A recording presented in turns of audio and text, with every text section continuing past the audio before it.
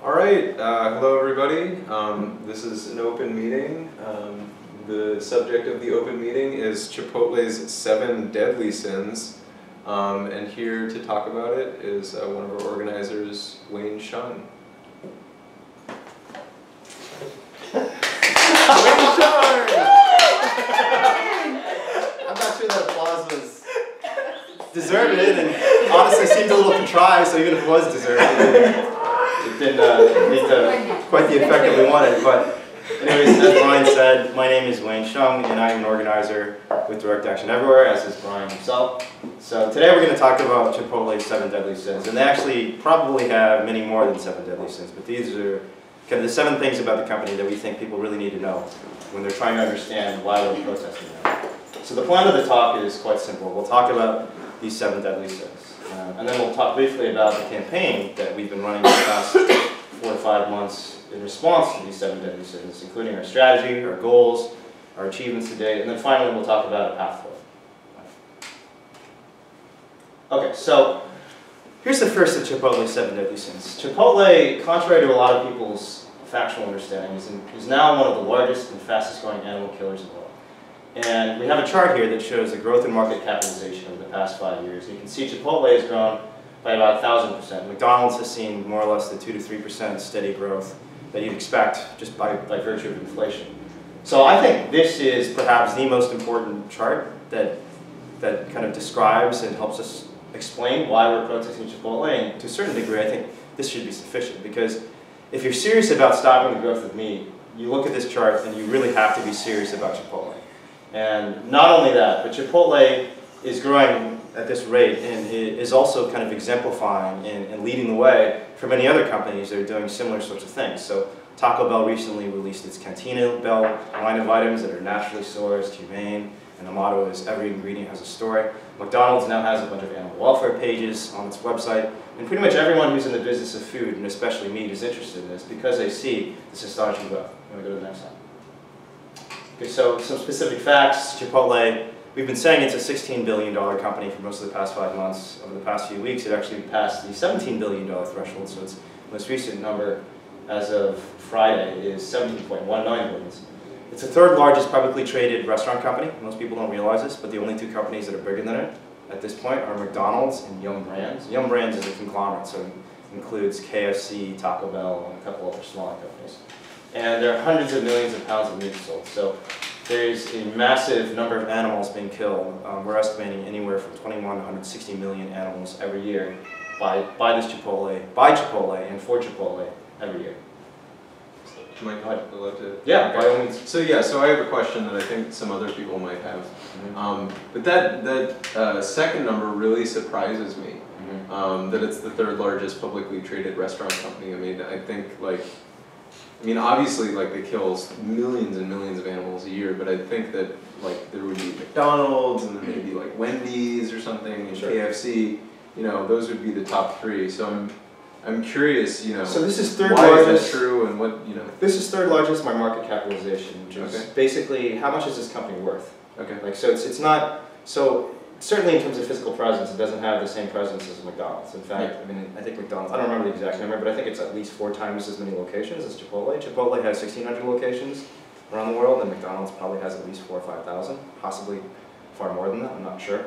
So what the market is basically projecting when they evaluate the company is how big is the company now, how much money is it making on its current sales, and how much is it going to grow. And what's part of what's happening is the market is looking at this, to go back to the prior slide, but looking at this graph and saying, okay, McDonald's is going like this, Chipotle is going like this, so they're trying to project in the future how valuable, how big is this company. They're also looking at what its future sales are going to be. And in that regard, Chipotle is just, it's flooring everyone. Okay, so the key factor is really the rate of growth. It's rate of growth and its profitability. Okay. And we'll get into this, I think it's the 5th or 6th, 7th deadly sin, how profitable Chipotle is relative to most animal killers. Okay. So. And by all means, if anyone has additional questions, feel free to interject. But we will have a discussion afterwards too. So, next slide. So why does this matter? Well, as I've mentioned, the large size that Chipotle has and its incredible growth present an opportunity for us. So for example, if we were to stop Chipotle's growth entirely, which wouldn't be an ambitious goal, but I think possibly achievable if we're successful beyond our wildest imagination, we'd be saving anywhere from 105 million to 800 million fewer. We'd be not saving, but stopping 105 to 800 million animals from being slaughtered for the company. Now, obviously, I think as people who followed our blog would say, we're not big on deterministically saying like we've saved this many animals, we've stopped this many animals from being killed, because these are very complex systems and it's hard to assess exactly what the impacts are. So when we give this figure, this estimate, 100 to 800 million animals, it's just to give you a sense of what the scale is here, that this is a big deal. If we're trying to compare this to other numbers and other kind of estimates of impact that other organizations use, we can roughly say this is equivalent to creating around 313,000 vegans, which even by the most optimistic estimates for the effectiveness of leafleting, for example, would require 31 million leaflets to be distributed. And this would be equal to 10 years of operation by the most effective vegan advocacy groups. So again, we're not saying that this is the exact number of animals that are going to be saved, or they're going to be rescued from some sort of horrible and miserable existence. We're saying, if you want to look at the rough scale of what we're trying to achieve with Chipotle and what we can achieve, we're talking roughly 10 years of operation by some of the most effective vegan organizations in the country. And of course, if we go beyond just stopping its growth to actually cutting back some of its sales, or infecting and influencing other companies and the growth of other companies, the meat industry more generally, then we can see that sort of impact expand even beyond this 100 to 800 million figure to far more than that. So there's an upshot to this discussion. It's that size matters and growth matters. So the second deadly sin is that Chipotle is lying to the public. And what we have here are just 4 of the images that are used by Chipotle in its marketing. In the upper left-hand corner here, we have something from a very famous video that Chipotle produced called Back to the Start. And you can see the Chipotle employee over here basically breaking animals out of factory farms and freeing them into forests. So this is the image that Chipotle portrays to the world. And here, this is from their most recent video, the scarecrow. And you can see a scarecrow, which is kind of Chipotle's figurehead icon, selling burritos from a little farm stand. And they want the public to see themselves, to see them as like a mom and pop shop that's just selling burritos at a farm stand, not a $17 billion company that has 1,600 locations and is now the 3rd largest publicly traded restaurant company. Here we see a billboard, and as with many of their billboards, they talk about how they treat the animals with care and love and respect, and they treat them responsibly. And so this particular billboard says that chickens are raised with care, not chemicals. And then finally on the website, you can see that they often use extremely adorable and cute animal images to try and convince the public that if you love animals, if you have positive feelings about animals, this is a place where you could shop. Notwithstanding the fact that they kill tens of millions of animals, serve hundreds of millions of pounds of meat. So, and as you can see, the animals are talking in this particular image and saying, see how I fit into the story. They want the public to see animals fitting into the story of Chipotle in a positive, hopeful, and ethical way. Apologize, I'm a little bit sick. So one of the astonishing things about Chipotle is that almost all the images they use are images of not only happy animals, but juvenile animals. So they exploit the fact that people have a lot of affection and sympathy for these baby animals. Piglets here, chickens and chicks that are being held affectionately by farmers who supposedly are treating them with unconditional love and kindness. And here you have a mother pig and her children. And again, they're trying to kind of create this warm glow, positive affect and positive emotion around their brand, so that even people who are animal lovers will come to the restaurant and buy their products. Nice one, right? And they also make a number of specific statements talking about their concern for animals. So this is the CEO, Steve Animals, and he's always talking about how he loves animals. And this is a little image that we made to parody his perspective, because he talks about how he loves animals while he continues to eat them and support the eating of tens of millions of them every year. And as we kind of outlined in our last demonstration in January, he even promised on his website to run his business in a way that would never exploit animals.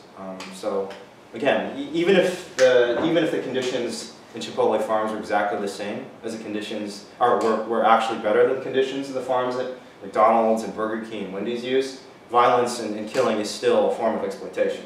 But the reality is, as Salon, Mother Jones, and many other PR articles have noted, Chipotle isn't actually sourcing from farms that are much different from McDonald's. Salon, for example, described their marketing as, quote, rife with chicanery.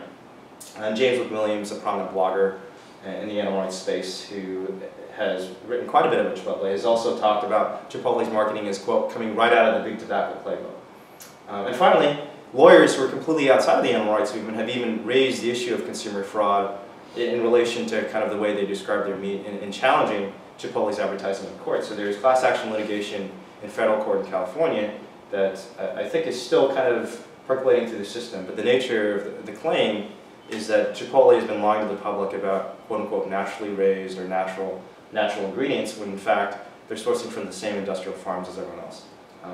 The thing that we've been emphasizing in so many of our campaigns is that even cattle industry publications have noted that Chipotle is buying from suppliers that are noted CAFOs, so Harris Ranch, I think, in California, which is one of the biggest cattle farmers in the country, is one of the suppliers at Chipotle.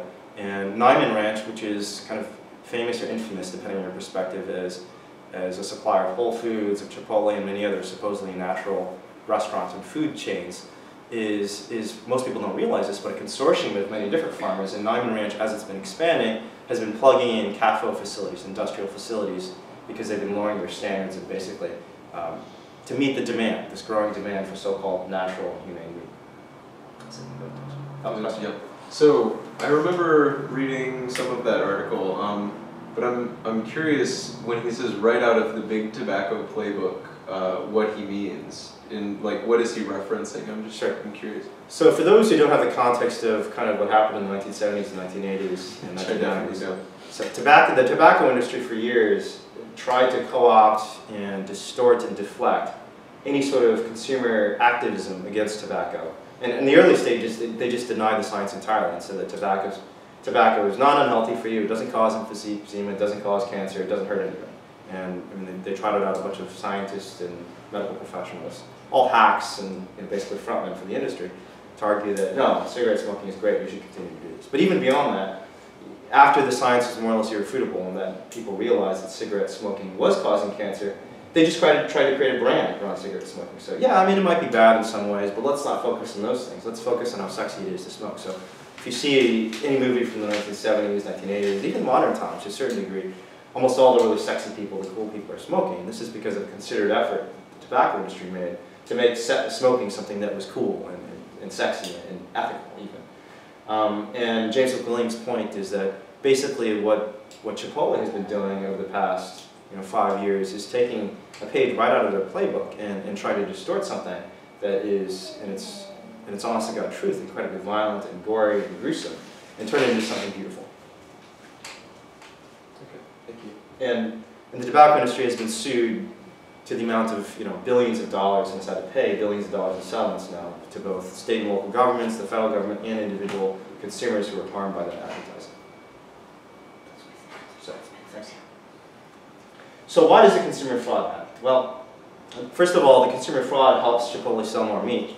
Chris Arnold, their director of communications, Chipotle's director of communications, was interviewed on NPR, and he noted that after Chipotle switched to humanely raised pork, they sold twice as many carnitas in a very short period of time, and were able to increase their prices. So there's a double whammy in terms of both increased profit margins, because they can increase their prices, and increase sales, because more people want to buy their meat.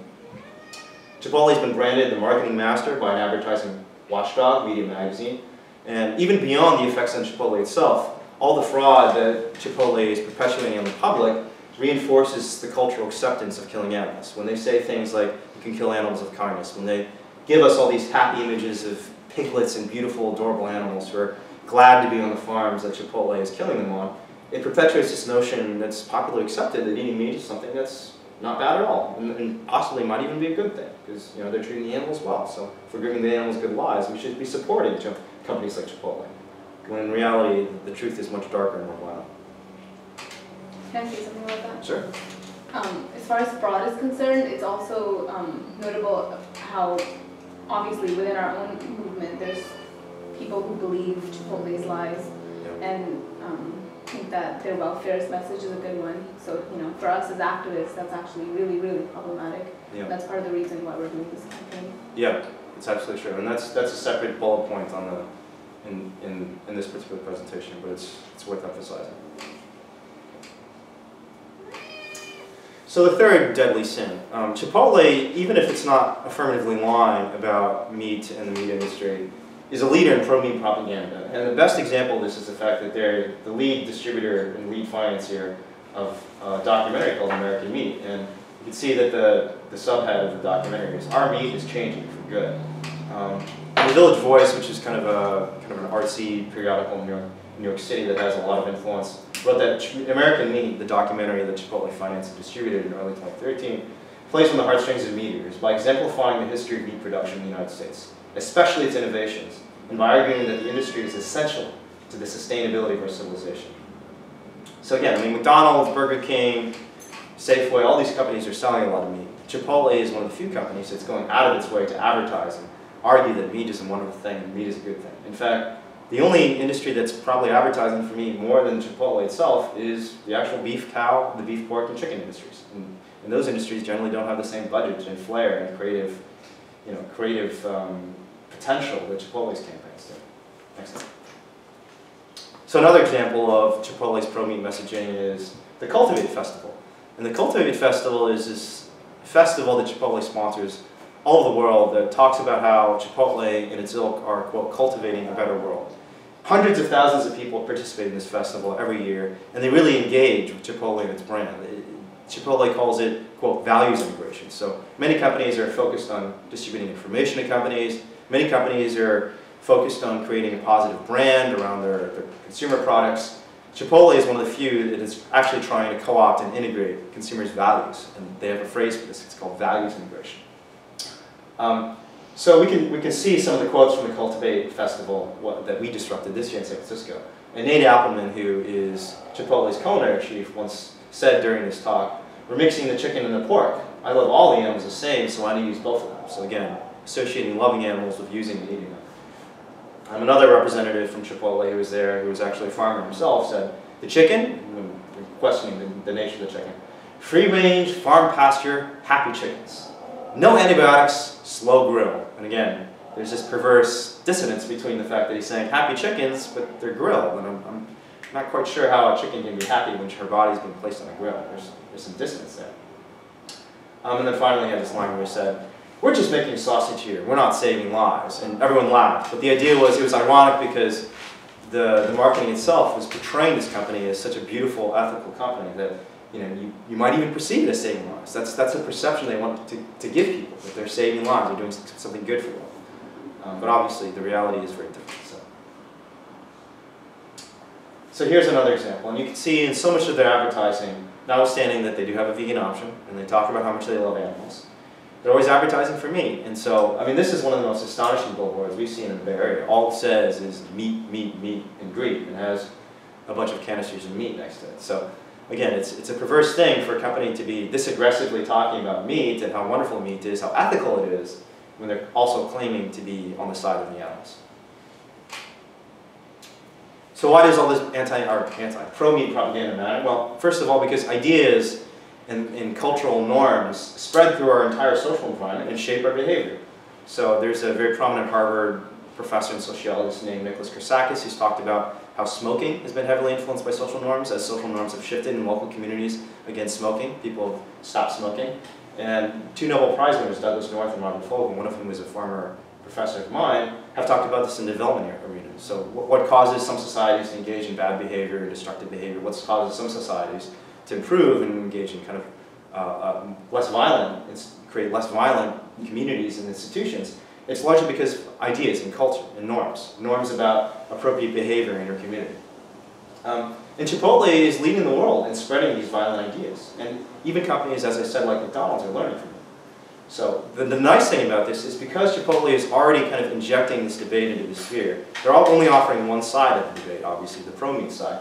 But because they're already creating a storyline, creating massive amounts of press controversy over how wonderful and nice and kind it is to eat meat, it gives us an opportunity to tell a different story. And one of the things we learned from a group in Spain that's done a lot of really amazing activism in animal equality is that when someone is already attracting massive amounts of attention and press, it's good for us to kind of jump onto that attention bandwagon and tell a different story. The press is always looking for a different story. They have the pro-meat propaganda that's coming from Chipotle. It's up to us to offer a different perspective.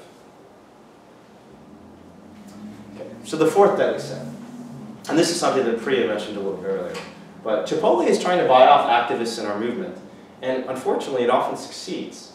So there's a wonderful article by the producer of Peaceable Kingdom, who's a wonderful grassroots activist. His name is James Levesque. And he wrote an article called Invasion of the Movement Snatchers. And in this article, he talks about a PR firm called Montalvan, Bisco, and Dushin. I'm not sure how to pronounce all these names, but so I'll just call it MDB. that started a plan for the Cattlemen's Association in 1991 has been very influential, not only in marketing meat, but also marketing tobacco and fighting off consumer pressures against both of these industries. And the basic plan of action for MDB in the meat industry comes in 3 parts. One is they want to isolate the radicals, the folks who are absolutely not going to compromise with industry and have just a fundamentally different vision of the world and want fundamental change to the world. So let's isolate them. Cultivate the idealists and educate them to become realists. So there's a set of idealists who have not become radicals yet because they're willing to compromise, maybe because they're new to the movement. And what this firm suggests is you need to cultivate them, educate them, and suggest to them that the radical's vision is impossible, it's impractical, so you have to become more, quote, realistic. And then finally, co-opt the opportunists in agreeing with industry. So the third set of activists is the opportunists. There's some people who are part of activism movements. I think this is relatively small in the animal rights movement and probably in the anti-tobacco movement too. But there's some set of activists who are generally just interested in power and money.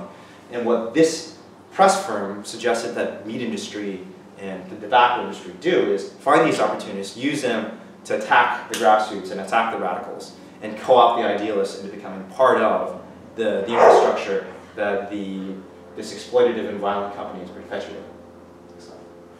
So they want people to come to the dark side. So if you look at the list of animal rights organizations that have praised or collaborated with Chipotle, and again, I mean, if we go back to that first slide, Chipotle is clearly one of the largest animal killers. Just look at that first graph, how fast Chipotle is growing, how fast McDonald's is growing. And you can look at PETA, for example, and a lot of these groups are very great groups, and I'm not saying there's anything intentional and malicious here. I think a lot of them probably are filled with idealists who genuinely think they're doing something good for animals and want to do something for animals, and Chipotle is giving them a very attractive alternative.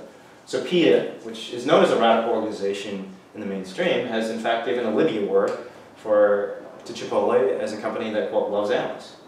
Mercy for Animals, another really strong organization that has a lot of really great individual activists, has promoted many of Chipotle's products and has even recently blogged about how wonderful their miniseries is. Chipotle released an original miniseries called Farmed and Dangerous, or is releasing an original miniseries called Farmed and Dangerous this coming Monday. And MFA has talked about this as, quote unquote, taking on Big Ag, not recognizing or acknowledging that Chipotle, as a company that's selling hundreds of millions of pounds of meat every year, is Big Ag. They can't take on Big Ag when they are Big Ag. They're one of the biggest players. And finally, Vegan Outreach has shared Chipotle posts on its Facebook page and its website, talked about how vegans and carnivores need to unite, and has wrote a blog post on how they hope Chipotle gets great sales. These are all extremely problematic behaviors if you think about Chipotle as one of the largest animal killers in the world and one of the companies that's leading the charge in promoting the killing of animals. Right? So here's some just direct quotes. I'll read them very quickly, and I didn't actually finish this particular quote because I didn't want to actually put the names because I thought that, I actually did not mean to put the names on here, but I guess it's I meant to delete this. So just pretend you don't see the names. It's not important who these people are because I'm not blaming them individually. I think they're probably really good people and good activists who, for whatever reason, have bought this line, without question. So there's one activist who wrote on Facebook, "I assume you're referring to direct action everywhere's assault on Chipotle." Notice that he described it as an assault, despite the fact this is a nonviolent protest. Nonviolent protesters, in contrast to the company that's killing tens of millions of animals every year. I don't understand how you can describe our nonviolent protests as an assault. But it shows you how powerful this branding is, that people have such a powerful affection for this company. They're so connected to this company that they feel attacked when someone just says, like, oh, this is a company that's actually killing animals. I don't think they could be more misguided in what they're doing. I usually don't speak out directly against others in the movement because I think we should all practice advocacy in our own ways and not interfere in others, but this one is way off base. And again, another quote, "Chipotle going out of business is bad for animals. We should be supporting and encouraging them, not protesting them. I want to meet the CEO so I can give him a hug." So again, the perversity of a company that is leading the meat industry, that is growing much faster than any other food company in the world, that's killing more animals, and at a pace that's faster than almost any company in the world, has somehow convinced some of the major players in the animal rights movement to not only tolerate them, but to affirmatively endorse them and say they're doing great things. And again, this is from Chipotle's own webpage, "Vegans and carnivores unite." Not such a good compromise for the animals, unfortunately. So why does it matter? Why does it matter? Well, I mean, the obvious thing is if animal rights organizations are growing and are supporting and encouraging and praising animal killers and some of the biggest animal killing companies in the world, it's deflating for the grassroots and more importantly for the animals. And we can't simultaneously say that meat companies are bad and also say that they're wonderful. And almost all the big players in the animal rights movement are unfortunately jumping in bed with Chipotle. The other thing is we're basically falling victim to exactly the strategy laid out by a PR firm 20 years ago. MBD set out this plan, the meat industry is adopting it, and it just seems a little bit problematic for us to not even at least be considering whether we're being duped as opposed to, integrating genuine forms in the animals. So I have this picture. Danger. Wrong way. I turned back. One other thing I want to point out, and I think I mentioned this in a later slide, one of the most disappointing things to me about the entire Sofritas controversy is that Chipotle has actually done the exact same thing 4 years ago when they introduced Gardein. So when I think it was middle 2010, I had actually just recently jumped on the corporate law bandwagon. So I've been a grassroots activist up until that point, and I started working at a big law firm. And there were a bunch of Chipotles in Chicago, as there are in many other cities. And I remember there were all these signs and advertisements and a lot of press over the fact that they're introducing Gardein burritos. Gardein is a meat substitute. And so they got all this positive press, all these people flocked to the restaurant, everyone said Chipotle is a great and ethical company. And lo and behold, 6 months later, they cut it off the menu. So, the perspective I think we have to consider is whether an institution like Chipotle, which is a profit-seeking, publicly traded company, which is killing tens of millions of animals every year, in the long run is going to have the animal's best interest at heart. And even if you think the vegan option is a wonderful thing, look back to the episode of Gardein and ask yourself if the approach that we took with Gardein, which, as with the modern times when they released Gardein, I went to look at the number of blogs and animal rights organizations that jumped in bed with Chipotle when they released Gardein in 2010, and it was the same as today. And of course, it didn't work so well. So if you're concerned about the vegan option, maybe this isn't the best approach. Maybe Chipotle isn't the company that we think it is, and maybe it's not going to stick to the promise it's making to the movement and to the animals. Okay, so fifth deadly sin. So Chipotle has the most progressive and animal-friendly customers and talks about how progressive and animal-friendly the customers are, and it prays on their most ethical instincts. So its corporate motto is food with integrity, and the slogan they always use for the meat they serve is, quote, responsibly raised. I showed you a bunch of the images they share on their website, how they always have beautiful, happy, even baby animals that ping people's empathy and trigger people's concern and sympathy for animals. And Chipotle talks explicitly about how, unlike almost all the other restaurant chains in the world, it's targeting young adults, this 1849 bracket that usually people focus on this in the advertising industry. And if you're selling sexy products like cars or even video games, that sort of thing. 1849 is this key bracket. And I'm just showing you a picture. This is a picture of the average customer base in a Chipotle. There are some older people, there are some families, but generally it's like young, progressive people who are interested in social change and interested in revisiting their basic assumptions about the world and are thoughtful people. And Chipotle is targeting these people. Next slide.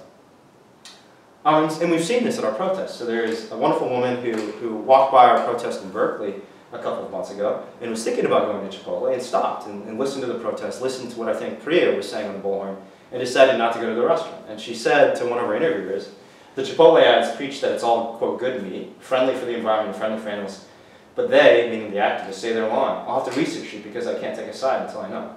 Next slide. So why does this matter? Chipotle is attracting and encouraging the people who are most likely to be sympathizers and allies to the animal rights movement, and deflecting and diverting all this empathy and concern for animals and the environment into corporate profits. So they're doing this while also making it more profitable for animal users. So they lure in all these price-insensitive buyers, people who are willing to pay more because they believe in trying to do the right thing, and then they keep them in the Chipotle mix. They convince them that this brand, this environment, this corporation is something that's great. And of course, they pulled the exact same strategy before, the Gardein fiasco in 2010. So this is something they've been cycling. They keep doing this thing where they release a vegan option, they talk about how humane the products are, they don't make any real substantive changes, they draw on all this positive press, they draw on all these wonderful consumers, and they hook them to Chipotle. But in the long run, the animals are the ones who suffer, because the truth of the matter is very different from what Chipotle is portraying. Okay, and I was just mentioning this, but this is the sixth deadly sin. So if you're concerned about corporate profits and concerned about how much money the companies are actually making, the McDonald's of the world actually aren't making much money. And this goes to the question that Brian asked earlier as to why Chipotle is the third largest publicly traded restaurant company when it doesn't have the same just physical and geographic footprint of McDonald's. This kind of explains why. Right? So Chipotle is sourcing from many of the same suppliers that McDonald's is, but somehow they're managing to basically offer up a price premium of 100%. And if you've seen in the news recently, over the past couple of weeks, their earnings report came out at the end of January. They killed, just like they have for basically the past 5 years, and they're talking about raising their prices even more. What this means is that they can fund their animal slaughter, and they can fund additional animal operations, and encourage more suppliers and more investors to invest in meat and animal killing. So some other points. Chipotle has the fastest earnings growth in the industry. So their revenue is still, I think roughly 1/10, maybe a little bit less than that of McDonald's, maybe 1/20th actually. I don't remember the exact figures, so don't quote me on that. But their profit growth is massive, and it's leading the industry. I mentioned previously the carnitas sales double after they start moving and marketing the products as humanely raised. And the New York Times just a couple weeks ago had an article about how the demand for hogs that are raised humanely outdoors is exploding. One of the interesting things about this article is that a number of pig farmers who actually know something about pasture-raised pig wrote in response and said, like, this article is actually just buying into the Chipotle myth. And Chipotle is quoted and cited very positively in this article, as it has been in almost all the New York Times coverage of Chipotle. And what pig farmers were saying was, like, most of the stuff that's being described as humanely raised outdoors is actually what pig farmers would call, quote, deeply bedded pens. And deeply bedded pens aren't actually outdoors. They're not actually non-industrial facilities. They're basically the same CAFOs, concentrated animal feeding operations, where they've replaced the concrete with straw. So the animals are still confined in pens, they're still stuffed in the same tiny space, they're still mutilated, and they're certainly still killed. The only difference is they throw some straw in, and they charge 100% price premium on the product. So this is the image from the New York Times article. This is what Chipotle wants you to think of when you think of pasture-raised, naturally raised pork and beef and chicken. This is very far from the reality of most deeply bedded pen facilities. And a number of investigations have shown this. So why does this matter? Well, if Chipotle is making more profits, that just means there's going to be greater investments in the future into animal killing, and more investments into more and even better pro-meat advertising, which they've already done very well at, but if they have more money, they can do an even better job. So seventh and final. So Chipotle is framing the debate as one of food choice rather than violence. And there's a lot of research that I've discussed in our blog about how even just framing an issue as a matter of economic choice or benefits and costs undermines people's empathy. And when people think about decision-making in that context, they suddenly think very selfishly. And there's a wonderful study by these two professors, I think one's at Penn and one at Harvard, that was just released last year, or 2 years ago now, Grant and Margolis. It talks about how framing things in terms of benefits and costs in a utilitarian way, quote, decreases the compassion that individuals express to others in need, and that this effect is mediated by dampening feelings of empathy. I saw this personally in the context of the foie gras campaign that I participated in and organized with in 2006 and 2007 in Chicago. And one of the notable things about the foie gras campaign is when we did these surveys of people asking first whether they believed in constraining human food choices, 80% of people would say no. In a liberal society, we can't tell people what to eat. It's wrong, you can't do it. People should eat whatever they want. But if you flip that framing and said, do you believe in stopping violence against animals, and describe the conditions the ducks and geese were living in, suddenly 80% of people said supported it. They said, no, how could we possibly do this to any animal? So it's really important for us to use a framing that is advantageous to us rather than a framing that weakens us. And there's an enormous amount of research showing now that when we frame this as a matter of economic choice or personal choice, that's what we reinforce in people's minds, and it's not going to convince them to engage in the behaviors that we like. Not even veganism, but certainly not activism. So one of the really important elements of framing this as an issue of violence to animals is that it shifts the perspective from the human's perspective, from the vegan's perspective to the animal's perspective. And Steven Pinker, a pioneering psychologist and probably one of the 5 most famous psychologists of the past 30 years, who's now I think at Harvard, but wrote this book when he was at MIT, wrote a book called The Better Angels, or actually no, I think he wrote it when he was at Harvard, I'm sorry. But anyways, he wrote a book called The Better Angels of Our Nature, and the book is talking about how norms against violence have changed over the past, honestly 2,000 years, but especially in the past few hundred. And one of the key insights from his book and the research onto moral psychology and social psychology is that there was a humanitarian revolution that occurred, roughly in the 1600s to 1700s with the Enlightenment. And it was triggered by perspective shifting caused by literacy. So when more and more people became literate, when the printing press gave an opportunity for people to read about people from other communities and societies, suddenly someone who was a complete stranger to you, who didn't speak your language, who had strange cultures and just seemed like a dirty beast or an animal, became someone you could empathize with, because you could read things from their perspective. So there are all these stories that started spreading all over the world about people in Aboriginal cultures, people in foreign countries, French and Germans. And you could read about, even if you lived in the United States, you could read about someone in Russia and get into their head and feel what it felt to be a Russian, or an Aboriginal Australian, or a Native American, or whatever it was. And Steven Pinker and many psychologists cite this as one of the most important innovations in moral psychology, because the fact that we're able to see through these victims' eyes affected our ability to harm them. Another example, this is Robert Fogel's Moral Cascade Against Slavery. Robert Fogel was actually an economist, not a psychologist, who won a Nobel Prize in the 90s for his research on slavery. And the conventional view on slavery up until that point had been that slavery existed because it was like because it was economically profitable, and it disappeared in the 1860s because its profitability declined. But it became a less efficient institution, and as it became less efficient, as more alternatives came into existence, as people had some legitimate choices instead of slavery, they shifted away from slavery. And what Robert Fogel shows in his research, which is Nobel Prize winning and basically is conventional wisdom now in slavery, is that alternative production and consumption models were not a cause of the growth in anti-slavery. What caused the growth in anti-slavery was an inspirational moral and political campaign.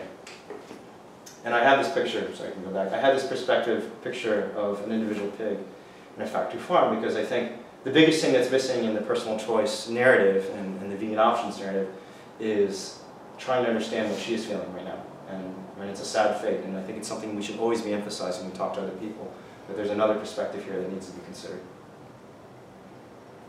So why does this matter? Very simply, because the past 50 years of psychological research, historical analysis, and activism has shown us that framing often determines how people perceive an issue, and will determine what the outcome is of your campaign.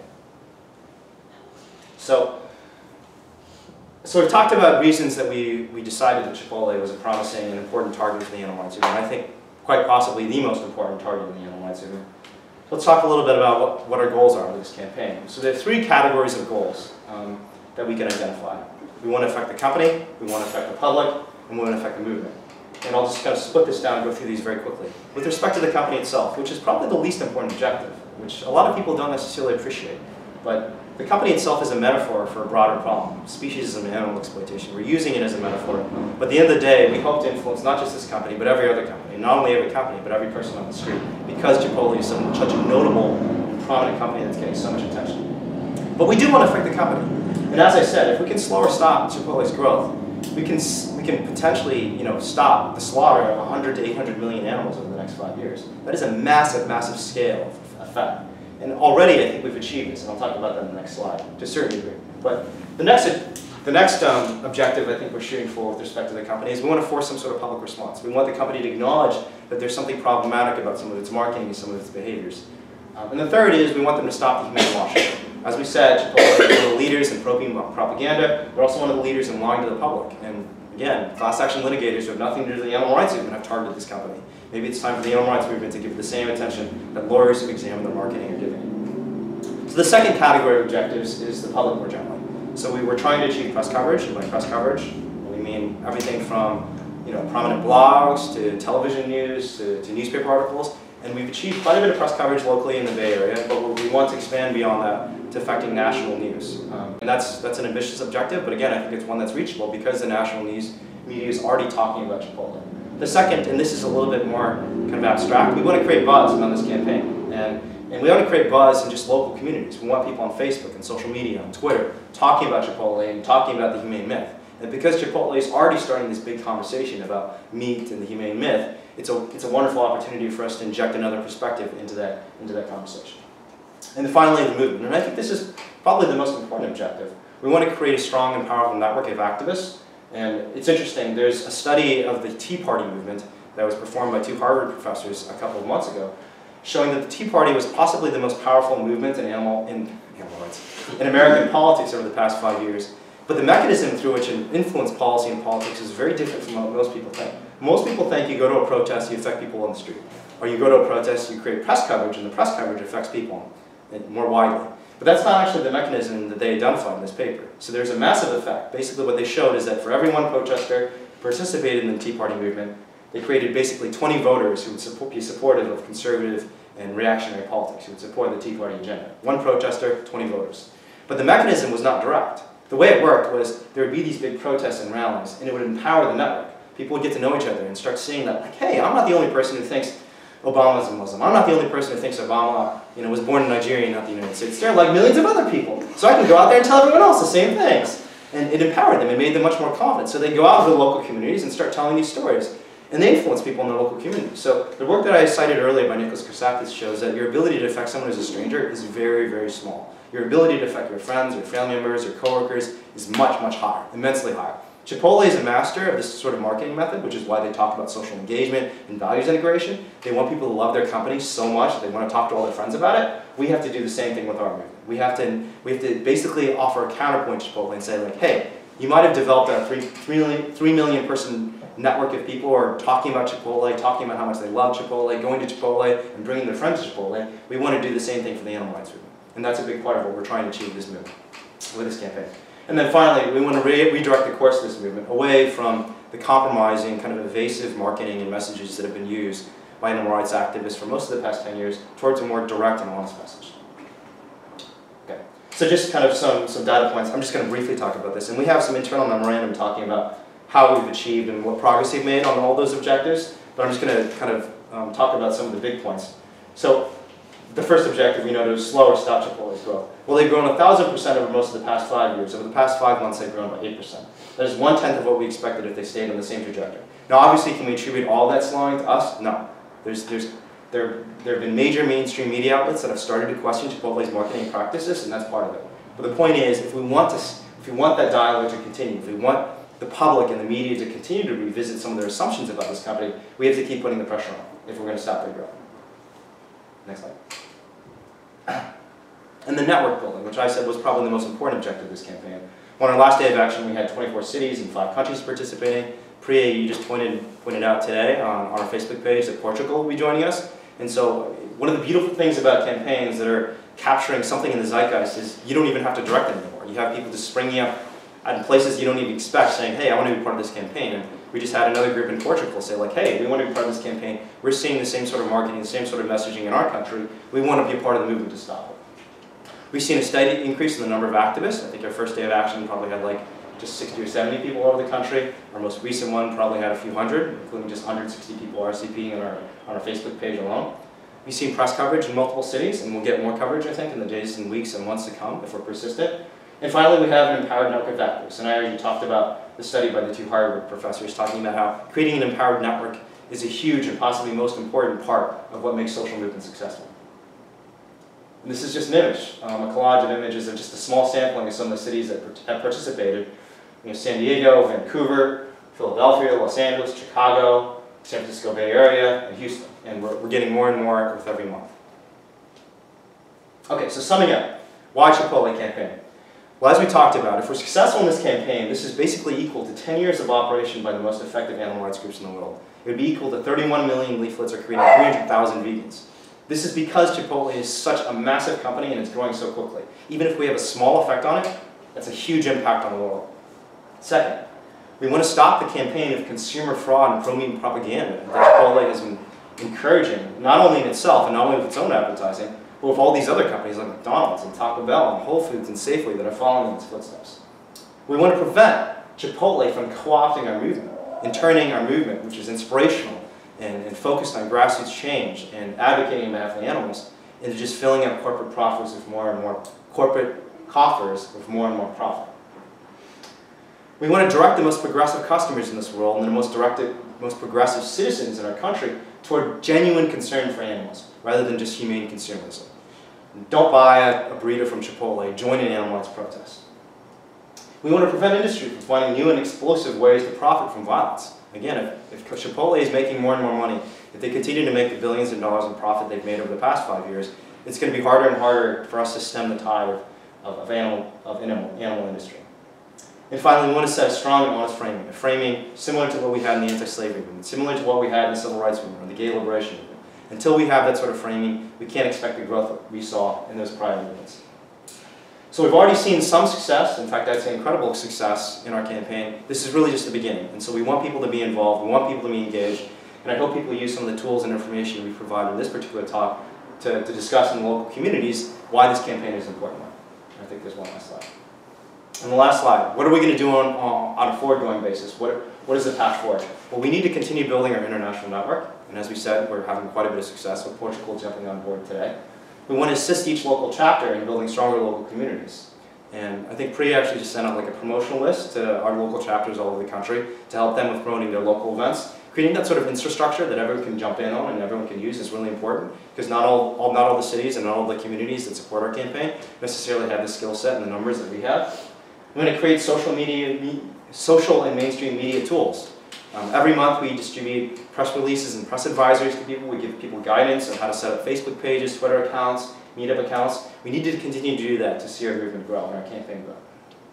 We want to create an inspirational public dialogue. So James Williams, ABC News locally, KPFA locally have started talking about animal rights and animal liberation and offering a contrast to the story that Chipotle is telling. We need to continue to do that to make the national waves that we need to affect real and permanent social change. And finally, maybe most importantly, we need to tell compelling stories. Chipotle is a master of storytelling. Every single thing they do, every picture they share on their website has a story. They have a beautiful picture of a piglet staring into your eyes and basically telling you how grateful she is for the wonderful things you're doing for her. They have this wonderful animated short of a farmer who's going into factory farms and freeing pigs and cows from these industrialized facilities and placing them in forests and sunny grassy fields. And their most recent story is Farmed and Dangerous, which they're releasing on Monday. This is original miniseries that doesn't even brand itself as a Chipotle production, that talks about how wonderful humane farming is and local and sustainable farming is, even when it involves violence to animals. They're telling these incredible, compelling stories, and we need to tell compelling stories to serve as an effective counterpoint to the success they've had. So that's all I had to say. If anyone has any questions, maybe we can talk about them now. And if not, if on the web or online, if you have any questions, you should certainly direct them to us at Direct Action Everywhere. You can find us on Facebook or on our website, directactioneverywhere.com. So any thoughts, questions? So I think Actually, Brian, you should be facilitating this discussion. So why don't you jump in? You can offer your perspective. Thank you, Wayne. Thank you.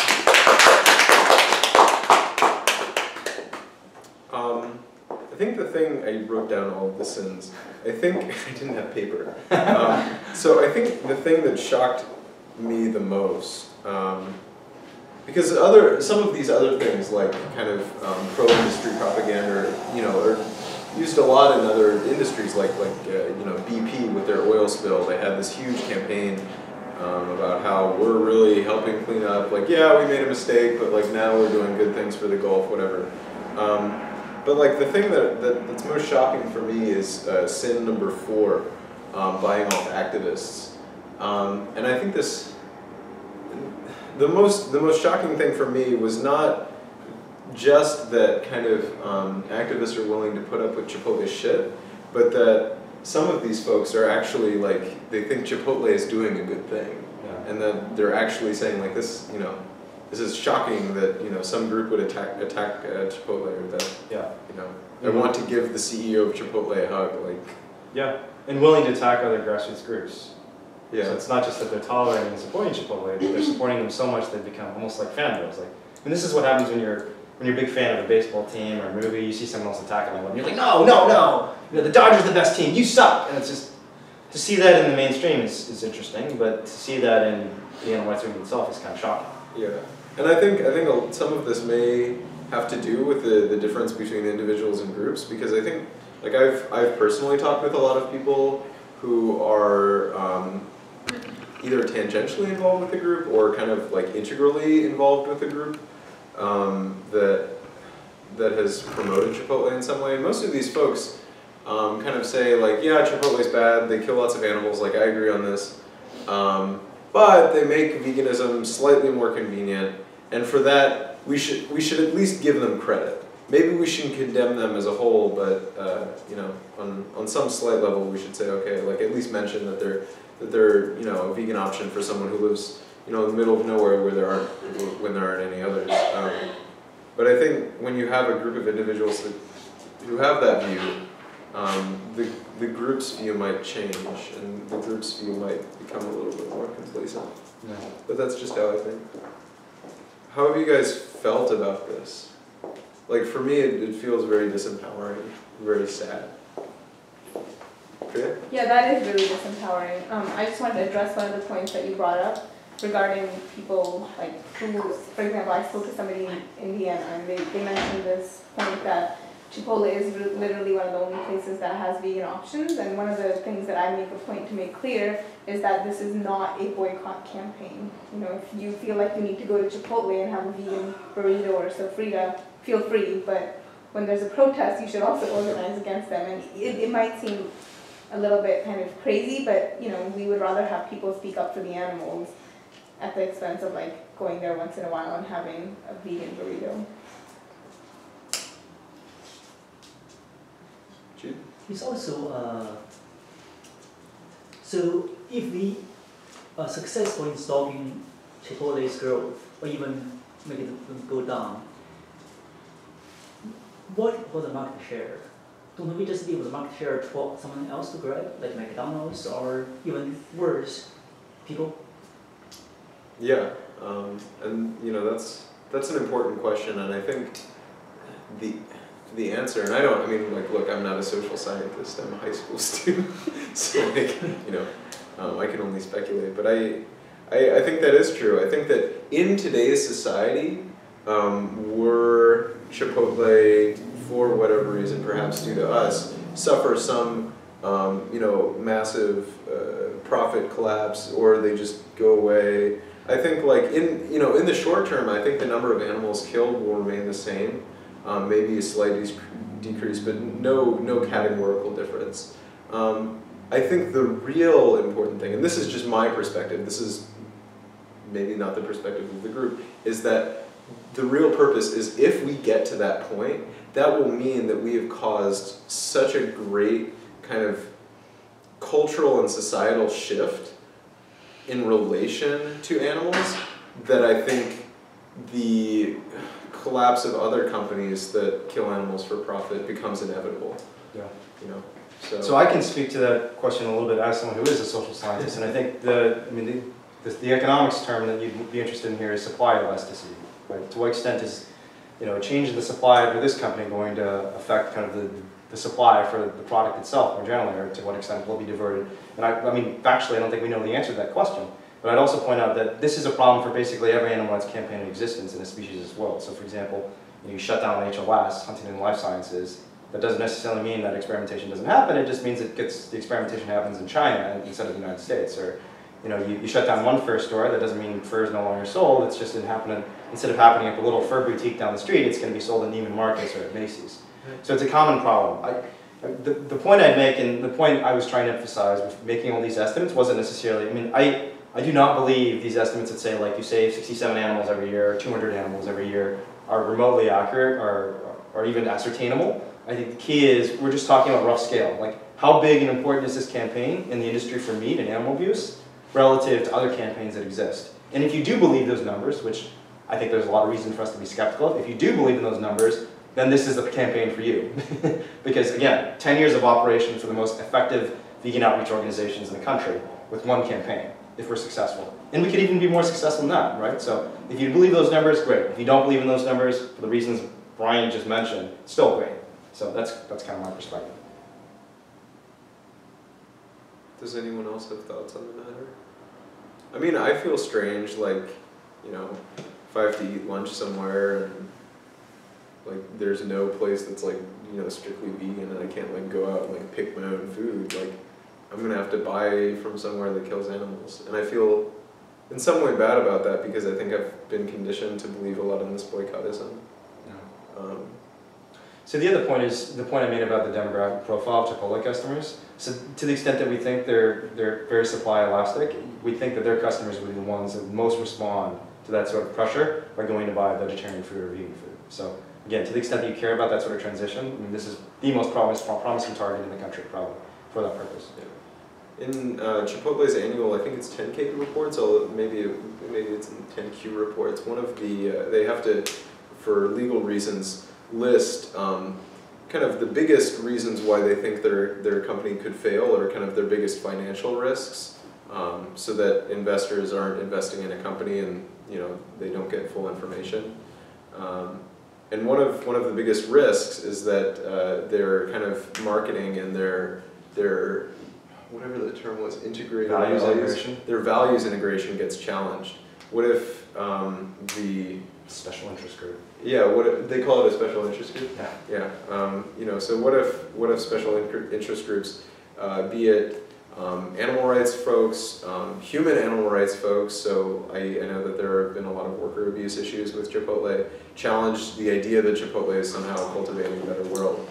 And they list that, you know, as one of their biggest financial risks, is people challenging the company. Mina? Okay, so you mentioned, or you compared Chipotle to taking like the big tobacco's playbook. So can you expand more on the cultural shift against tobacco, even in lieu of like all the advertisements, like advertising tobacco as being sexy and all that? Yeah, Well, I can talk about this. I wasn't alive when that happened. Yeah, so I can talk about this because I've researched it a lot, and I think so. The linchpin for me is the tobacco campaigns are really valuable for a couple of reasons. One of them is that, right, that there was this massive movement by corporate interest to try and co-opt the anti-tobacco movement, and it was very effective for decades. But the other reason it was really important was because the tobacco movement and the anti-tobacco movement shows the power of grassroots networks and kind of local communities to countervail, to be a countervailing force against this massive industry pressure. And so for the general strategy that had been used by anti-tobacco forces, I mean, there was a massive decrease in tobacco usage like in the 70s, 80s, and 90s, largely because of just information. There was new information that was disclosed, and as people became to accept the fact that tobacco was killing people and causing cancer and emphysema, obviously some people moved away from smoking cigarettes. But then it basically got stuck, and I don't remember the exact figure because I'm not in this debate and in this literature as much as I am in the animal rights debate, but I think it's like roughly 40% of the population. It's basically been stuck there for a while, and we were unable to move beyond that frontier. And there's actually a lot of research by economists showing that the strategies that anti-tobacco forces were using, like national advertising, just giving people information, even putting disgusting pictures of gruesome lungs on cigarette packages, weren't having the effect they wanted. And the revolutionary research that Nicholas Christakis has been a part of has showed that the key thing in anti-tobacco and the anti-tobacco movement was local communities. Like if one of your close friends to stop smoking, again, I don't remember the precise percentage, so don't quote me on this, but I believe it would decrease your percentage chance of smoking by 20%, just one person. So what you'd see, they made these epidemiological charts that were like basically charts of all the people in various communities, and they had like who was connected with whom, because they had this wonderful data set from it was called the Framingham, I think, nurses study, where they had, I think, tens of thousands of nurses all over the country, or at least all over the East Coast, maybe even hundreds of thousands, and they knew what relationships they had because they had a list like, who are your closest friends? So you knew who you were friends with, and you also knew who was a close friend, because if one person said someone else was a friend, the other person didn't say they were a friend, you probably knew that wasn't the best friendship in the world. So they knew like who had intense friendships and who had non-intense friendships.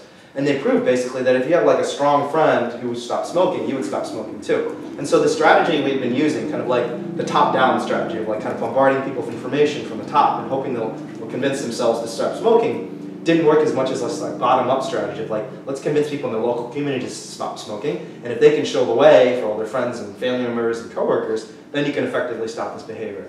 And I think that's what we need to do too. I mean, if we're going to serve as a countervailing force against Chipotle, we're never going to have the marketing dollars they have. We're never going to have the institutional pull. I mean, they're going to have much more influence in Washington than we have. What we do have is a story we can tell people in the local communities that will animate and inspire them to start spreading it with their friends. And this is why social media is such an important part of our campaign strategy, because we want people to share these ideas and share this countervailing narrative to their friends. Does that make sense? So it's kind of like the vegan who goes into Chipotle and eats their Sofritos burrito, but still says like Chipotle still sucks. Yeah, they're still spreading kind of anti-Chipotle norms. I mean, so my point would be, if you go to Chipotle, go there begrudgingly. Don't go there happy, because I mean the reality is the money that you're giving them is not necessarily going to be going to vegan options, like the Gardein fiasco shows. I mean, you're giving them $3 and $4 in profit every item you buy. They're not going to say like, oh, I mean, they haven't signed a contract saying we're committed to spending this money to help animals. They're going to spend, and they're legally, in fact, they have a legal obligation to spend that money in whatever way will maximize their profits. And if this is just a pure PR game, then they'll spend that money to, kill more animals. So I actually wanted to pose a question that has been presented by a lot of people who are criticizing this campaign, and that's that, well, first of all, what are the objectives? But since we already went through those, the second question is, like, these objectives are too ideal. And so what do we say to that? So the ultimate objective of all of DXC's campaigns is animal liberation, right? And we always talk about how the demand we make to the companies and publicly is always that you have to stop violence against animals. Of course, realistically, are we going to turn Chipotle into an animal liberation vegan company within the next 6 months? Of course. Well, maybe not, of course not. Anything's possible. You don't want to foreclose anything from happening, but it's extraordinarily unlikely. But the point is, and I always tell the story about how I wish people in the animal rights movement had actually some training in like persuasion and litigation and negotiation, because you see this in the anchoring literature and people who are professionally focused on kind of persuasion, They talk about how you have to have like an ambitious anchoring point, right? Like, or even if you're just trying to motivate a team to like, you know, win the football game. Like you have just ambitious objectives. You don't say like, hey, you know, like we might lose this time, but we'll score one more point. You know, you say like, no, we're going to try and win the game. You know, we're going to get all the way down the field and get a touchdown. Or, you know, if you're a litigator negotiating, you say like, we want 100% because we are entitled to every dollar of this deal. You don't say like, oh, you know, like you've got a good point and I've got a good point and I don't want to push you too hard. I'm just going to ask for little, because if you ask for little, you're not going to get anything. So a big part of what we're trying to do is just, like I said, inspire people to espouse their opinions more confidently and say like, hey, you know what? Maybe I won't convince every person in my community today to stop violence against animals, but if I don't make that the reference point and the goal, then we're never going to get there. And we're not even going to make the little progress that we need, you know?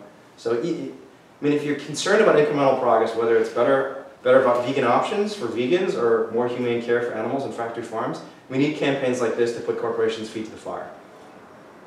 That actually reminds me of a point that your boss made. So Randy Shaw, who's a long-standing activist in the San Francisco Bay Area, has written a book about activism and has had so many successful campaigns over the past 30 years on housing and racism and all forms of discrimination. Has this wonderful chapter in his book called Fear and Loathing. And the entire point of the chapter is that when you're dealing with institutions and individuals who don't have your interests at heart, like the main focus of your campaign should be induce fear and loathing. You can't just be lovey-dovey and say like, hey, let's hold hands and walk all the way to liberation.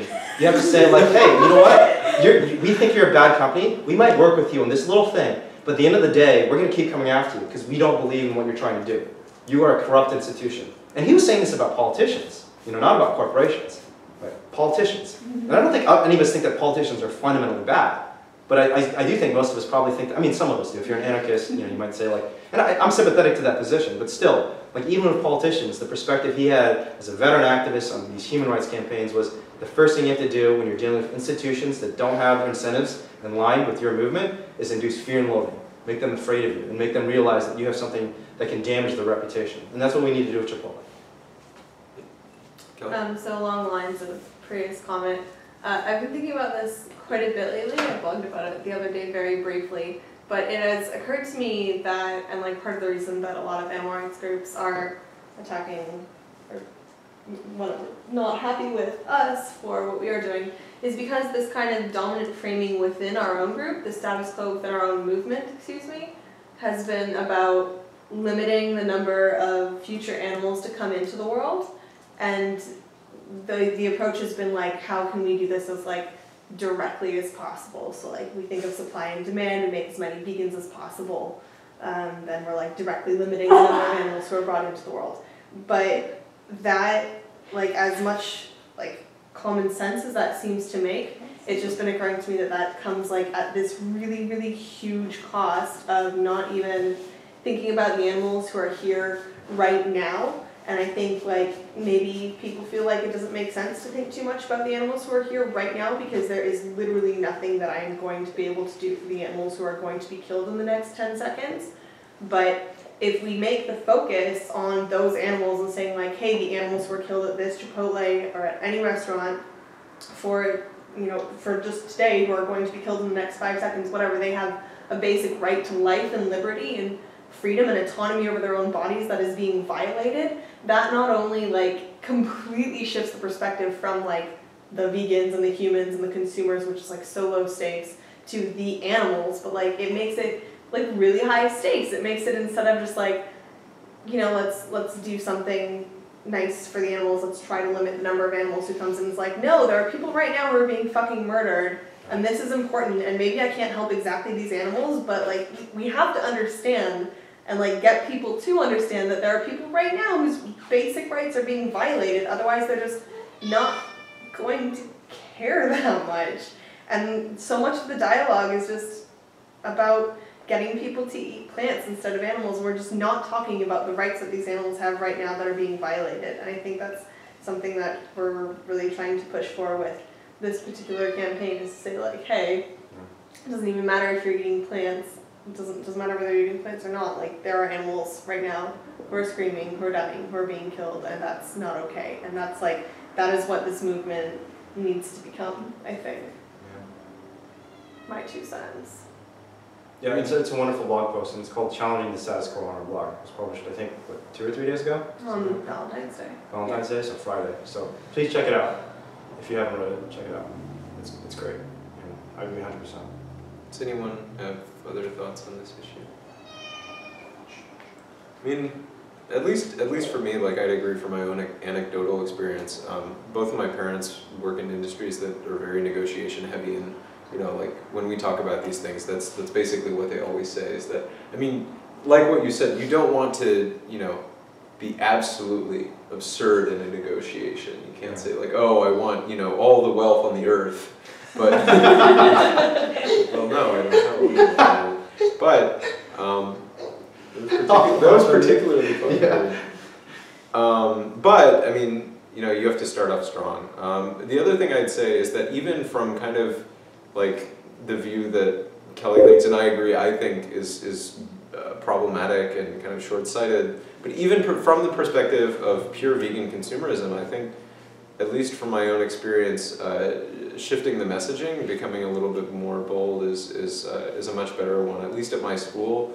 You know, I've been a vegan for, I think it's 4 years now, and I haven't really been very vocal about it until just a few months ago, maybe a year ago when I met you guys.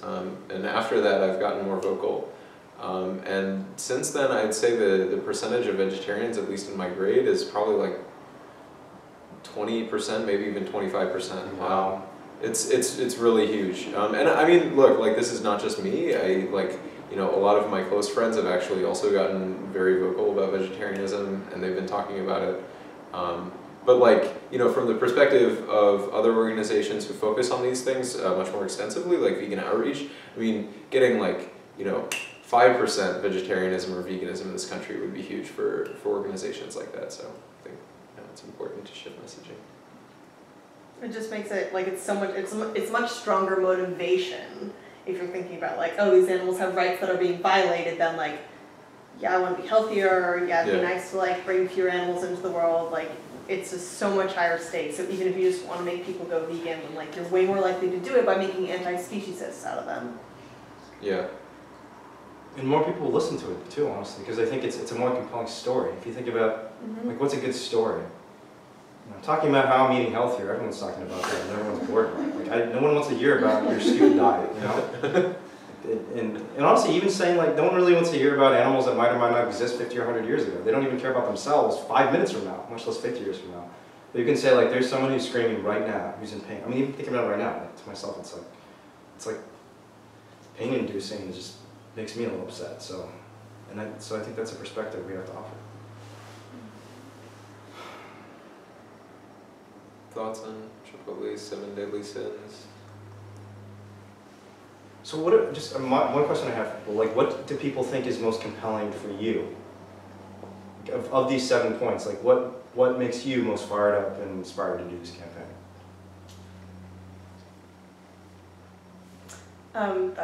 That it's like subduing the voice of other activists, and we see this so much with the people we've interacted with, and I'm always just thinking like, I know that you want to speak more honestly and forcefully than you are. Like, I know that you want to speak up for those animals who are screaming and crying. I know that you want to scream and shout for them, and you're like letting this company shut your voice down, and that's not how we're going to make a cultural shift towards anti-speciesism. And it's just so bad for our movement when so many of the people in our movement are like letting themselves be stifled because, like, I mean, the intention is obviously like they think that this is the way to go and this is the best thing that they can do for the animals, and they like want to see like tangible results as soon as possible, and I completely understand that, but it ends up meaning that we're quieting ourselves and silencing ourselves, and silence favors no one but the silencer. So it's just so sad to me to see people attacking other liberationists instead of an animal killer. Priya? The point I was going to present, or what's really compelling to me, is kind of along the lines of what Kelly said. I think that even though it's really frustrating to have this like internal dialogue between activists, internal dialogue between activists, I also think it's really important because it's creating this dichotomy that I think, you know, is necessary, and it's creating a lot of conversations, and people might be bothered by it, for example, other activists, but just the fact that they are bothered by it and, you know, feel the need to like defend their position means that it's something that's compelling to them too, and that they've been thinking about as well. Yeah, I mean, if the executive director of unnamed big animal rights organization is like talking about us, and I mean, look, we're like an organization group that's like 1 year old. It means that we're doing something that, at least in their mind, is important. So. Yeah, so yeah, that individual actually, the person who we're talking about, he actually messaged me after this, you know, debate that we were having about the campaign on this thread, and was like talking more about it, and like did change his position somewhat. It's a little bit confused, but the bottom line is he's thinking about it, and he's like confused, and you know, it's something that's on his mind, and I'm sure he's not the only one. Of course, we know this. Yeah, I mean, I think many of us, I was gonna say we're all confused, but like I think We're not. I think that's just me projecting on some moments. But yeah. I think our movement is always kind of evolving, and we're going through an ideological shift, and I think that direct action everywhere is like very integral to forcing that shift through. Yeah, especially when you see actions happening every month, and taking a strong stance against, you know, humane killing. It's surprising, and I mean, it's surprising and shocking in a good way, because like last year this debate was not happening, and the whole environment was completely different, and now it's changing. So you know, when you hear like even 10 cities doing an action, it's a very positive change in the right direction. Okay, so Kelly and Priya have both talked about kind of disempowerment and empowerment of activists. Are there other kind of things that resonate with you guys? I mean, like for me, empowerment of activists is definitely like the biggest thing that feels with me, but there are 6 other sins, so we can count on me. Zach, were you gonna say something? Yeah. Oh, it was so like not even relevant.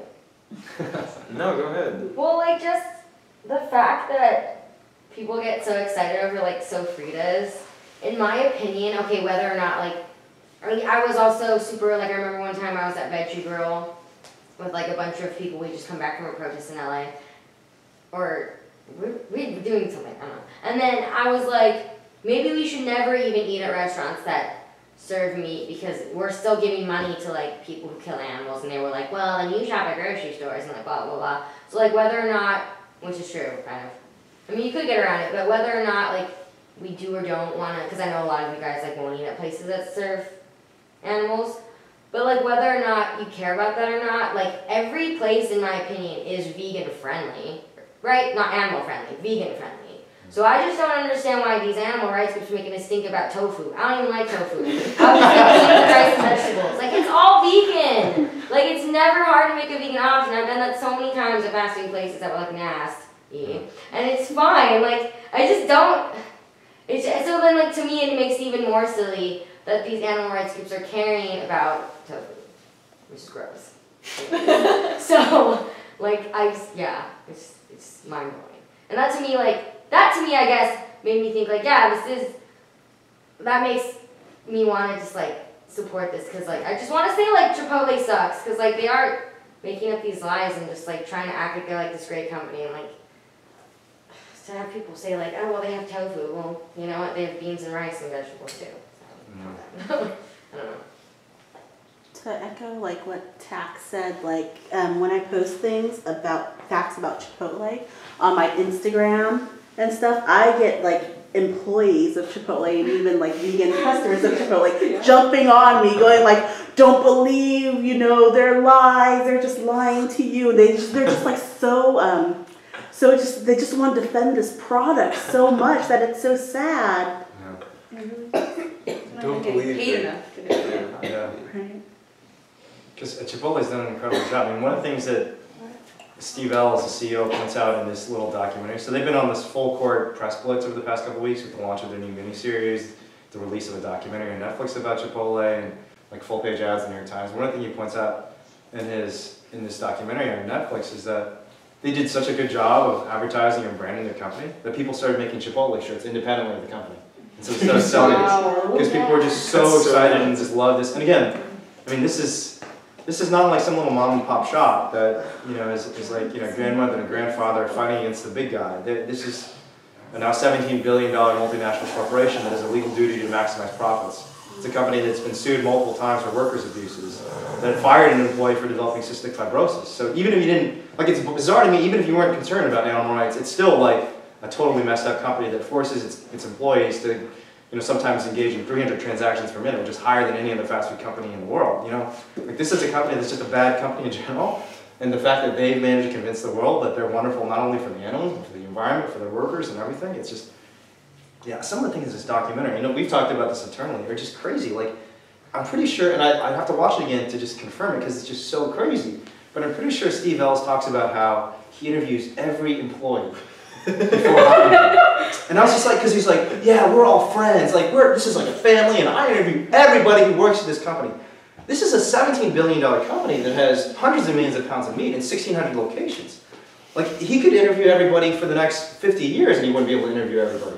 And they also have, like, rapid turnover, so it's not like, I mean, their employees don't stay that long because it's not a happy place to work. And we've had employees from Chipotle come to our meetings and tell us about the terrible experiences they had. So it just tells you a lot about this company and how successful their marketing has been in values integration and making people love their products and love the company in the same way the Apples of the world have had a lot of success with their marketing. Like, people don't just buy Apple products, they live Apple products. They are Apple products. And people are, you know, they are Chipotle. They become Chipotle. And that's the best form of marketing in the world, because you don't even have to do your own marketing anymore. Because people are so obsessed with your company that they become little avatars of Chipotle, you know? It's kind of like, did you guys see The Matrix, the scene where, you know, Yes. what's his name, Agent Anderson, like, touches you and then You become Agent Anderson. Yeah, Chipotle's marketing is a lot like that. It's strange. So hopefully our movement doesn't like become Chipotle. I hope not. I don't think it will. I think, like, in spite of just all of this, like, awful violence, and, like, the surge of violence, not just the constant violence, but the growth, I think that, like, the ploy made by these industries, the, you know, the 1990s marketing firm, whatever that was, the kind of strategy, I think there's one, like, fatal flaw in that, is that they're trying to integrate values that are fundamentally inconsistent with the company. When Chipotle, you know, talks about how they care about animals, how, you know, they talk about how they're saving the environment, whatever, I believe that maybe in the short term this will dupe people into buying their stuff, but I think in the long term it's part of a cultural shift that makes people actually care more about animals and makes people actually care more about the environment. And, you know, as people think more about these things, and as activist groups force people to see how their views of animals and, you know, how their kind of choices as consumers and political beliefs are inconsistent, I think that, you know, this can drastically change the sphere of kind of, I don't know how to end the sentence, I'm sorry, I just started ranting. It's okay, we understood. But, like, yeah, the idea is that, like, by talking about animal rights in some, like, really weird and fucked up way, they're still causing people to care about animals, I think. And I think eventually those people will realize how fucked up Chipotle is. Yeah, so it might be a good short-term or medium-term strategy for them, not a good long-term strategy. Yeah. I mean, it's true that 20 years ago this sort of marketing didn't exist because there probably wasn't a base for it, so. Does anyone else have any thoughts on, like, what points about this campaign are most compelling to you, just for our purposes and kind of deciding what we think we should be telling to other activists that we meet around the country and around the world? Is there anything in this particular presentation or anything, even something outside of this presentation that you heard once that made you think, yeah, this makes me want to go protest this company, I don't like this? it's hard for me to say because I'm already so much against them already. So it's hard for me to say which one is really working on me now. But the one thing I thought was really interesting was the conversation we had earlier, the question I was raising. And I think, okay, here's my opinion. I think it's not really our struggle with Chipotle per se that matters. It's a change or the direction of the change we bring to the society. Yeah. We are not just trying to check their growth. We are trying to change the society in such a way it's evolutionary, progressive, Yeah. step forward. We don't want to go, okay, Chipotle, you go stop, we'll get more McDonald's out. That's not what we want, right? We want a different direction. Yep. That's what I see as most important. Yeah. Yeah, I agree 100%. Yeah, that's where most of my feeling for the Chipotle campaign arises. I mean, you know, yes, they have huge growth, but I'm sure other meat companies have huge growth, and you know, I'd feel similarly if we were kind of protesting some other, you know, mega corporation. But like, what really gets me is that we're challenging these fundamental ideas of humane meat, of speciesism. What do you guys feel about Chipotle? I mean, this, at least for me, seems to be like the general sentiment, but like, I'm curious if other specific aspects of Chipotle have caused you guys to be more interested. Well, all fast food is pretty messed up if you get, at least from what I've read, so, Yeah, it's true. yeah. I barely even heard of Chipotle before DXE, honestly. Interesting. Really? There's Yeah. like, there was a Chipotle in Riverside where my mom lives. And I thought it was I didn't even know it was a chain, I just thought it was one restaurant there. So I've never eaten at a Chipotle. Huh. And I didn't know that they were a chain or that they were anything until DXE. That's interesting. It's because I gave up, I mean, I stopped eating fast food like a long time ago and just didn't want to have anything to do with it. Yeah, makes sense.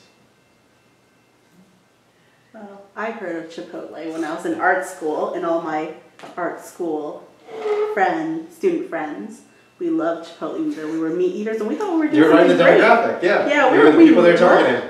We loved them. We were meat Yeah. eaters, and we thought we were doing something great for the company because it said on the bag, unconditionally loved, you know? I went to the Academy of Art University and I never even saw it. Maybe it was there, I don't know. I didn't notice it. It was there.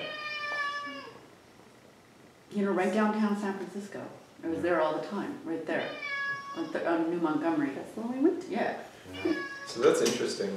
At least from my personal Certainly experience, knew about Starbucks, but not Chipotle. like, Chipotle for me has been, like, I've always kind of known about Chipotle and it's been a big thing, but what was interesting for me is I think like the thing that made Chipotle stand out in my mind was actually not their marketing, but like the marketing done by vegan groups. Like whenever, you know, I had to go out for lunch or something, you know, and I had to choose between like some fast food place and another fast food place like Chipotle, I would go to Chipotle because, you know, I was like, oh, well, like PETA says they're good, so, I mean, they're not the best, but I might as well buy their stuff. Yeah.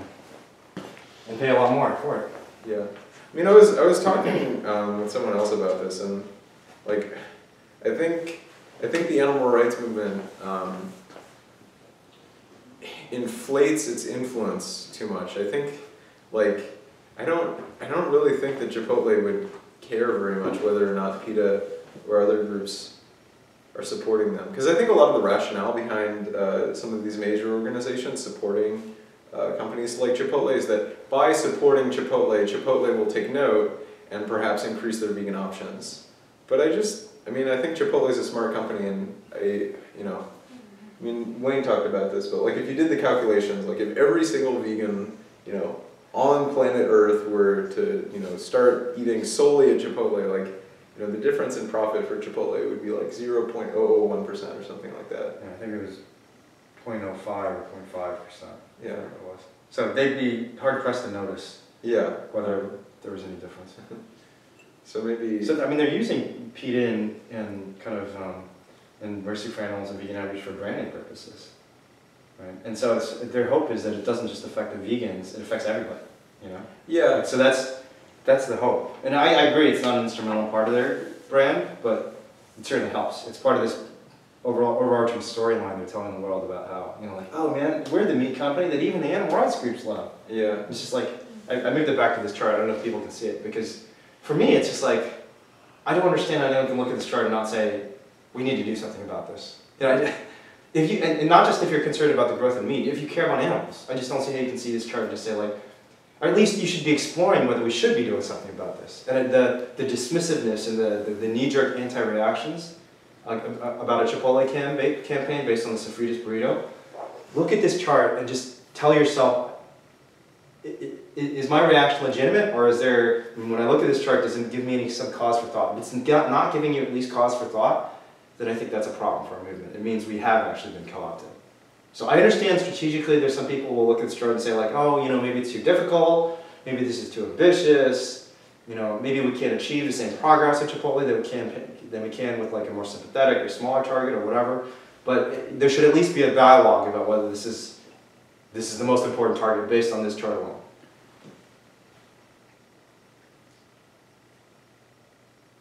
And if people can't read it, I mean, obviously the straight line on the bottom is McDonald's. The big blue line is Chipotle. Straight line. Yeah. The big cliff that's jumping up is Chipotle. That's insane. Any other thoughts? Pack? No. No, what did you say? Fudge Chipotle. We can end on that. Or, That's a good one. Huh?